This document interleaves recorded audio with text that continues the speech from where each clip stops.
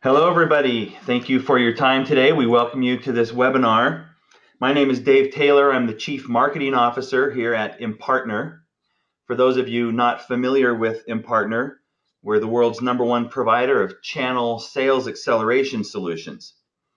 I'm very happy to be joined today by Ian Hutchieson. Ian is a channel strategist and loyalty expert at ICLP. He's got over 20 years experience designing and maintaining channel and B2B programs for some of the largest and most respected customers in the US and in Europe, including Adobe and Cisco, EMC, iOmega, Skype, Symantec, Vodafone, and more.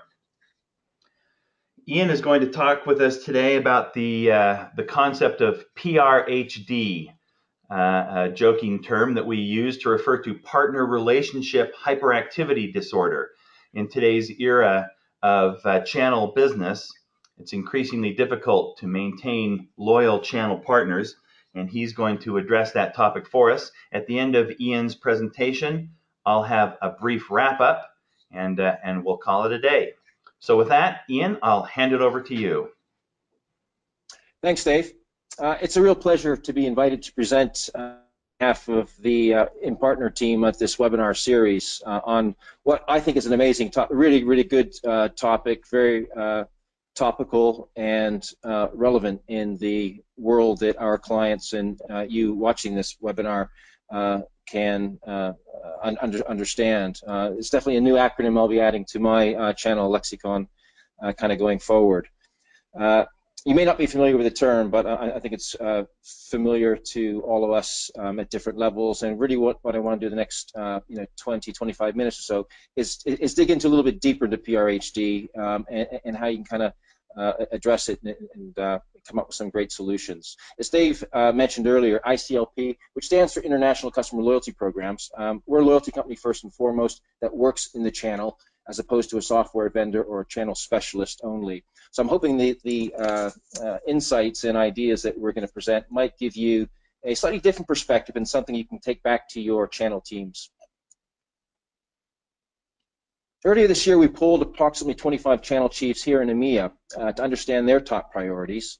And interestingly, 97% of them rated partner enablement as their #1 priority, and then 89% rated both partner engagement and partner experience as their top 2 and 3 priorities, respectively.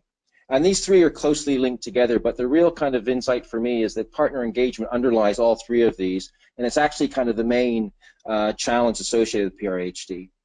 And really, the challenges facing vendors isn't going to go away anytime soon, given the amount of change and everything else that we're seeing in the channel today. Whether you're based US, here in EMEA where I am, or APAC or any other geo for that matter. A couple quotes I think that put it into context. This is the first one's from the Harvard Business Review, talking about the amount of digital overload that everybody is having, and it's really affecting the productivity of workers in the workplace.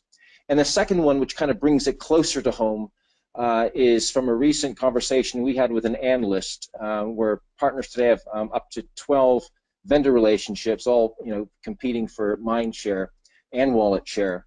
But just this last week, I've been reading a study in CRN magazine where 11% of partners believe they're working with up to 15 vendors by the year 2020. So it's not going to get any easier, that's for sure. And that doesn't take into account kind of disty relationships. So whatever the number is with your channel partners, it may be different, obviously. It's still a challenging number. And we add it all together, it really gives us this PRHD context that partners are overloaded with information on the partner side, and you as the vendors are faced with increasing challenges to kind of connect and make that breakthrough with the partners.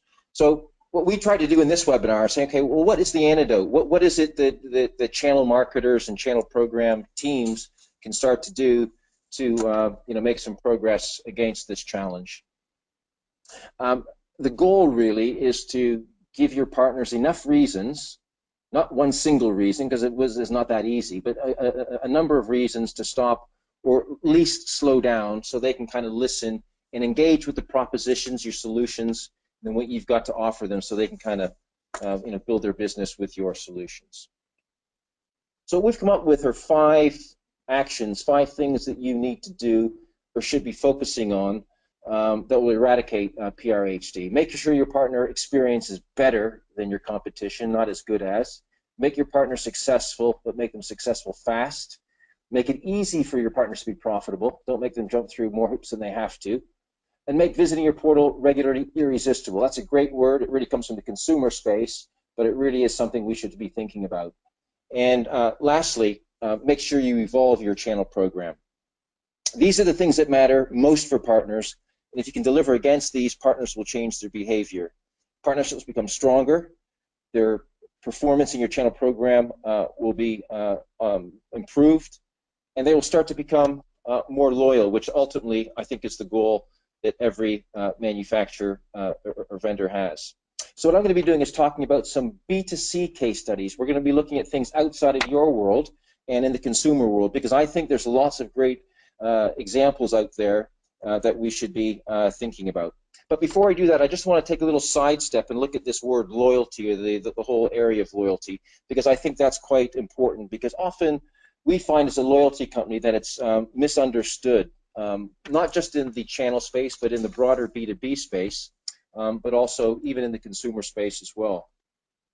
It's much more than incentive programs, as kind of the first point I want to make there.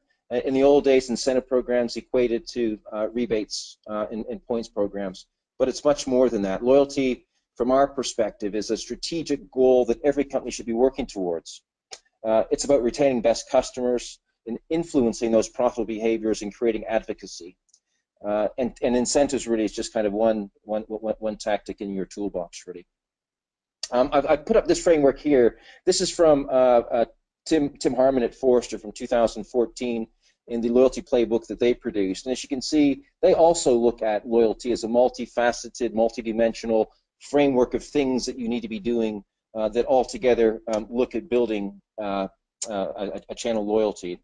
And not surprisingly, the partner program and your partner portal experience that you've got there is one of the strongest, stickiest things that you can be doing to affect and increase loyalty in your relationship with channel partners. And that's great news for channel marketers, and it's also great news if you're looking at trying to tackle PRHD, because all the things that we just listed in those 5 points are all addressable through your partner program today. So that's what we're going to be focusing on in terms of our case studies, things that were in your sphere of responsibility or your area of influence. So everything hopefully will be quite actionable. This is something I'm not going to go into detail in this webinar here, but it's just making a point around the kinds of partners that you've got in your channel partner today will vary in levels of loyalty, and not all loyalty is equal, is the same. And as a kind of a quick snapshot, at one end you've got complacent channel partners that are in your partner program that aren't really moving the needle, and at the other end you've got really connected partners that are engaged emotionally and at an advocacy level, and they're the ones that are really kind of driving your business, whether they're transacting or just influencing. They're really kind of the secret sauce that you need to drive your business forward. Setting up the B2C examples, I think, is this quote here, which again is from Emily Collins at Forrester. And we've read it in lots of different publications around the blurring between B2C and B2B loyalty. Don't need to focus on that too much. But I think the value here is actually asking B2B and channel marketers to look into the B2C world and bring those ideas back. That's kind of one of the key takeaways I think we've got there. A side note you'll notice in the presentation, and some things that I talk about, I refer to customer or partner. But really, when we talk about the channel, we think about channel partners as customers. And I think that's an interesting distinction, and one that also I'd like you to think about, because partners are like customers in that they're exceedingly demanding in today's channel world. They're not your partners. They're their own businesses, and they can walk at any time to your competitors. So thinking of them as customers, in our opinion, kind of elevates that relationship and forces you kind of to take nothing for granted. So let's move on to our first action, or things that we're asking you to do, which is make sure your partner experience is better than your competition. Your expectations that your partners have are rooted in their experience as consumers. If we just think about our own personal lives when we're in the office, we compare them to things that we're getting outside of work, and channel partners are kind of no different than that. So really, the differentiator going forward for lots of brands is their ability to deliver great experiences. And when we think about the channel, your partner portal really is the bedrock of that experience. In some other research that we've seen, 86% of partners today report that they choose a particular vendor based on their partner portal. And that's because of the experience that a portal can deliver to a channel partner and making their life much, much easier. So the case study I want to look at for experience is all around Fitbit. Launched in 2007, they nearly went bankrupt 7 times in their first 5 years. Today, post-IPO, they're worth in excess of $8 billion, and they've got 77% market share, which isn't bad going considering their 2 biggest competitors are Apple and Nike. So that's really impressive. It was the top downloaded app on the App Store in 2014. And an interesting stat I discovered was they spend less on marketing in 2 years than Nike might in a single marketing exhibition. So that's powerful, really effective marketing. And we'll look at some of the things that they do and how they kind of achieve that. A couple examples on this slide I wanted. One is a Fit for Food campaign that they did back in 2015, where Fitbit users were tasked with burning enough calories, 1.5 or a billion calories they were looking to try and burn in order to raise funding for the Feeding America Hunger Relief Organization. And they achieved their billion-calorie mark in less than a month, really through tapping into the mindset of their customers and making that campaign kind of go viral. And a really great example of understanding your audience, knowing what works, and then in doing so, being able to get that traction and behavior change within the base. Another thing we love about Fitbit is that they really are kind of a master class when it comes to using your data in terms of creating challenges, using that data, motivating behaviors, creating competition, getting you to invite your friends to join, collecting badges, socializing. All of the things that they do is using the data that your behavior generates and the data that you've provided to them based on your profile. This is gamification, which you'll be familiar with in the channel space, but it really can work when it's used in such a way. The other piece I think which is interesting about Fitbit is the way they visualize the data as well. They're not just kind of presenting it back to you in graphs and charts, but they're making kind of a really fun way to engage with kind of the results in the data. And lastly, they make it very easy and accessible. Anywhere, anytime, through any device that they've been successful at making you use the app and use the services that Fitbit comes with. The last piece I want to just touch on with Fitbit is this idea of kind of understanding a very wide and diverse audience, which again will be very, very familiar to those responsible for a very diverse kind of channel base. Well, and how do they do it? Well, they've got a very clear purpose, and that purpose for them is it's fitness and sticking very close to what they do as a business. And it's through that clear focus that they're able to deliver content and create content that is relevant to each of the segments that they have, and then adding value to those relationships for each of those segments. So takeaway for me on the Fitbit experience is creating a very visual, data-driven experience can be fun and engaging and very, very relevant. So the second task and action that we want to look at is make partners successful and do it fast, do it quickly. There's so many distractions that partners have that you really have a limited window of opportunity to make that very first impression. And by nurturing the partners early through that onboarding process, rather than giving them the checklist of things to do, and using the data that they provided during the registration, allows you to give them a step-by-step onboarding process with key reminders at critical points. The other thing I think that is valuable in that 90-day onboarding process is looking at some of the reward mechanisms that you might have in your partner program today. They're not going to be transacting necessarily in those first 30, 60, 90 days, but use some of the reward budget that you may have or gamified elements that you have to recognize the investments that those partners are doing early on, because that will then set you up for success further down the road. And the consumer example that I love to talk about is Amazon Prime. It all started off with just being free 24-hour delivery, even same-day delivery.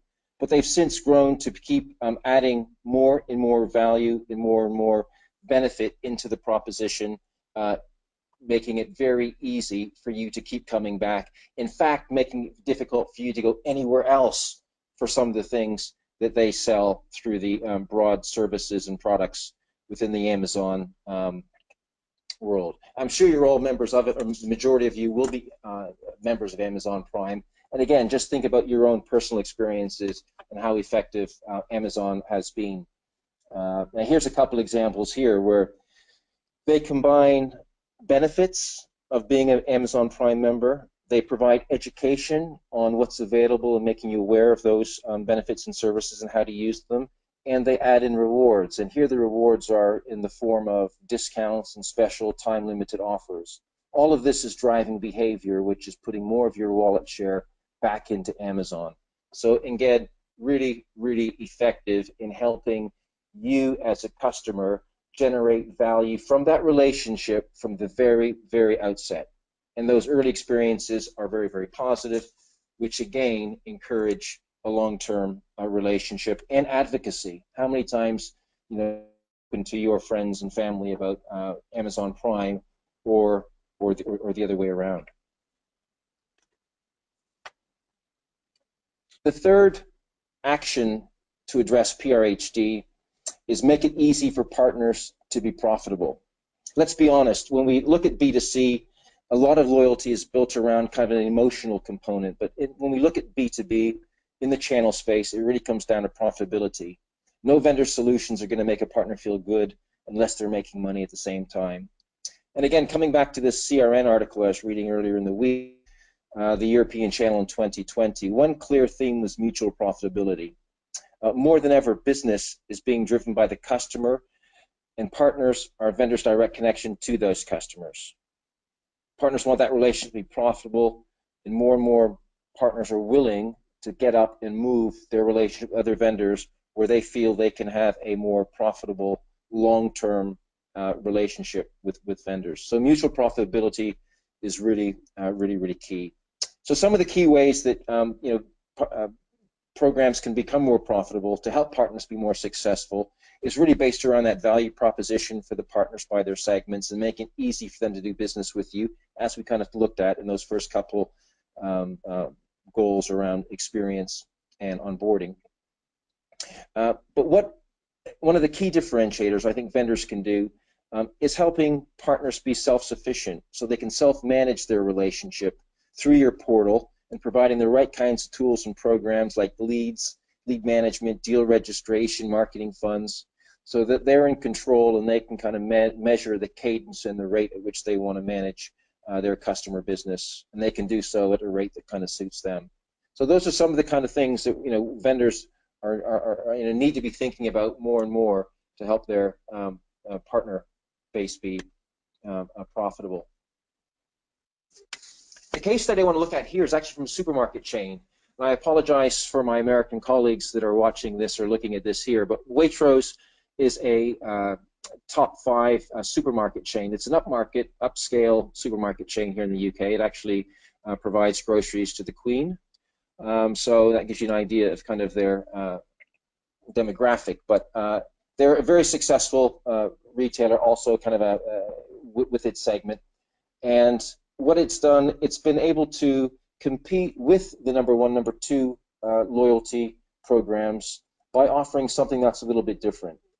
There's no points earning, there's no points valuation, there's no claiming involved. It's all about me communications that are very personalized in terms of the content that goes into those messages. It's all about offers and benefits. So in the way they've created that proposition, they've automatically been able to differentiate their loyalty program. But if we look at how does that program make me as a customer more profitable or drive value to me as a shopper, here's a few things that they do quite differently. So down the left-hand side of the screen here, you can see kind of a list from the app of the various benefits that you can get access to. Some may not be relevant to you as a shopper, others might. Just a couple examples. Again, I'm not saying you need to start offering free coffees to your channel partners or discounts on fish on Friday, but it's actually thinking outside the box to come up with things that are a little bit different. So here, what they've done is their membership get coffee at any time in the supermarket. They can come in at any time, even not buy groceries, and get a free cappuccino. Fish Fridays, they give 20% discount on everything from the fish counter. Weekend roasts, 20% discount on different types of meat. They also have the abilities, you can pick your own offers where you get 10% discounts. So you choose where you want to get the discounts. And they also do more classic competitions and promotions that are very kind of tailored to the audience base there. So they've got a lot of great PR and value from things that have been a little bit different in the value proposition to their customers. But because they're constantly looking at and refreshing what they do, they're constantly surprising and delighting their customers. And there's no reason why they can't be you can't be doing that in the channel, that surprise and delight aspect. Just again, a side note on this area here, which is around brand. And I don't want to go off on a tangent too much here, but again, a recent event, B2B marketing event that I was attending, was talking about the value of your brand in your relationship programs. And in B2B, brand is often overlooked because it's kind of a consumer thing. But really in the channel space, a brand is one of the few things that is a true differentiator because your competitors can't do your brand. So how do you kind of build your brand into offering something that looks a little bit more customized, a little bit more unique? Waitrose have done that in a very nice way, very clever way through their program. But again, if you think about your partner program, start thinking about how you can integrate some of those kind of brand positionings into your offerings. The fourth action that we talk about for PRHD is make visiting your partner portal irresistible. And again, we think that's a great word because it starts to tap into kind of the emotional side of things. I mentioned earlier that 86% of partners make a decision about the vendor based on kind of the partner portal. So what are you doing in your partner portal to make that really, really special? You've got communications, you've got other things going on, but really it's how do you make that partner portal experience really, partners wanting to go there. And the best example I can think of is Airbnb, and there's a ton that can be learned by looking at Airbnb. We're all familiar with it. I don't need to kind of describe what the business does, but I think a few interesting statistics. They've got 1.5 million listings. They're in 34,000 cities, 191 countries, valued at $15 billion. They're larger than some of the largest hotel groups in their own right. So an amazing story. And they deliver, and it's all driven through the online experience. They have no properties. Their brand is their website. And they've done that and made what could be a complicated process. You think about going about booking accommodation for work or for pleasure in strange new places and checking availability and rates. It can be quite a challenging or stressful process. They've actually made it really quite fun and engaging. And let's just look at a couple things that they do. So here's a few screen grabs from their website I took recently. First of all, beautiful imagery and photography. And it just draws you into the site. The hosts that are renting out their rooms or their houses don't just list their available properties, but they start to include their philosophies on hosting and meeting like-minded people. Airbnb promotes a community of users using unique accommodation. And states on their website, the guests are living in the location rather than traveling through. So this really kind of brings that brand piece back into it, but it is very engaging from a visual perspective, from a messaging perspective, and also from a UI perspective. So it's a great kind of benchmark to look at, not your competitor portals, but look at this stuff to see how can you improve your partner portals. Other things that Airbnb, what they do to make their site more engaging, more interactive, is they've created little tools. So this tool here I thought was really quite creative and fun, where you can create your own Airbnb symbol. Whether you're a host or you're just a traveler that stays in various places, you can create your own identity with Airbnb. And if you're a host, you can also create postcards and stamps and things like that. So you're really taking the brand from the digital and bring it into the real world. So some real clever thinking and ideas that have come from Airbnb that's helped make it the success it is today. So don't undervalue the role of emotional connection. Again, speaking to a lot of these business marketeers and analysts in the B2B world, brand and advocacy and emotional connections actually are becoming more and more apparent and more valued and thought about in the mix in B2B. So the fifth and last action that I want to talk about is making around evolution and making sure that you evolve your channel program. And especially in today's marketplace where there's so much change, whether it's the vendor world, where there's M&A or technology changes taking place at the consumer end, and also kind of in the partner world as well. A lot of change going on, which then brings up the whole concept of churn, which really isn't a derogatory term. It's something that is just something that we need to kind of think about, and not just about recruitment, but the need to churn or decommission non-productive partners so that you can stay agile and focused on those partners that you really should be investing in. So these are the kind of things that you need to be looking at from your program to keep it fresh and moving with your strategy from an alignment perspective. But in order to do so, kind of one of the key things there is around the data and really making sure you've got the data to answer the questions. Who should I churn? Who should I be investing in? Some of the things that we look at, which you may be looking at as well, is the need to, if not kind of purge out of your partner program, put some of those partners that aren't driving the value, not taking your business forward, into a kind of a marketing tier where there's kind of no additional investment needed, but they can be continually engaged through some of the communication activity that you're doing, and then possibly at a later stage in the future, their business model may be more aligned to what you're looking for, and they can kind of step up again and become a more valued partner. But it's a really important role to continually look at your program from a mixed point of view.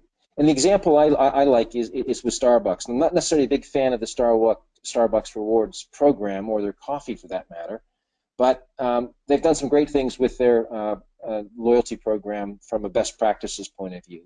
And they decided to churn their low-value customers while focusing on their most valuable customers. And they did this by changing the points value that you would get from a frequency-based visit through to a value-based transaction. So where you might have been getting the same points if you bought a $2 brewed coffee as somebody that bought a $6 coffee with all the toppings, that's now going to be that's now being changed. And that's allowed Starbucks to get better value from their marketing budget, while at the same time being able to continue to market to the customers that are frequent but not necessarily high value.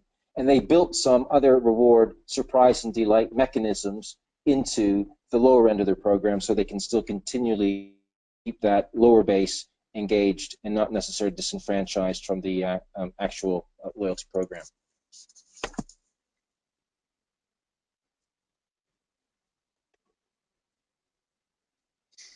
So I hope that's been valuable in the examples that we've wanted to share with you. If I look at kind of some themes that run across the five things on that to-do list, there are three themes that kind of stand out for me. One is kind of the value of the data and using the data, triangulating the data, bring it together in one place so that you can be much more informed, insightful about the decisions that you need to make about your program and remain relevant. The second key theme is around best-in-class technologies. If we look at all of those companies, they've all invested in the right kind of technology to drive their program forward, to build greater loyalty with their customer bases, and drive bottom-line performance. All these programs wouldn't be running if they weren't delivering a positive ROI in their business. And there's great solutions out there that provide these tools in a cost-effective way. And lastly, featuring outside-the-box thinking in your channel program will really help you drive performance and engage and retain those customers and overcoming some of that PRHD. So these are the summary points. I'll let you look at those while I'm going to now hand over back to Dave, who's going to take us through a few examples from the InPartner team. So good, so good. Thank you, Ian. We really appreciate that. I love that. In fact, the summary that you showed on the last slide about being data-driven and analytical, using best-in-class technologies and thinking outside the box, we really resonate with that. I just want to sum up quickly by pointing out a little bit about portals themselves. Sometimes I wonder if we overemphasize the concept of the portal, but for those of you familiar with Maslow's hierarchy of needs, he talks about fulfilling your basic physiological needs before you can actually work your way up the pyramid. Fairly well-known concept. You may be somewhat less familiar with Taylor's hierarchy of channel needs, but it's this. Again, a little humor, but we really see the portal as being foundational to what you do. What I want to talk with my customers about is all around how we can use these technology pieces to help accelerate the sales through the indirect channel, through your partner community.